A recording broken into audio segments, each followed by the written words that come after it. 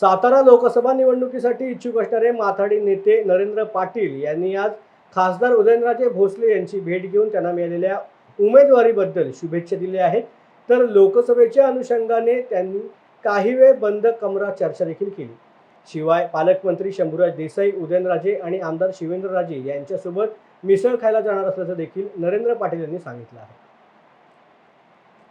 चे उमेदवार भारतीय जनता पक्षाचे नेते छत्रपती उदयनराजे भोसले साहेब यांची अधिकृतपणे उमेदवारी ही रामनवमीच्या आदल्या दिवशी जाहीर झाली. मलाही वेळ भेटला नाही, कारण आम्हालाही माथाडींची बैठक होती.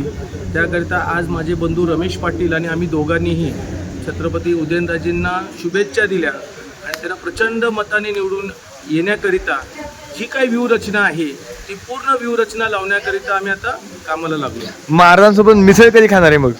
आज कराडच्या सभेमध्ये महाराजांनी आवर्जून उल्लेख केला होता मिसळीचा.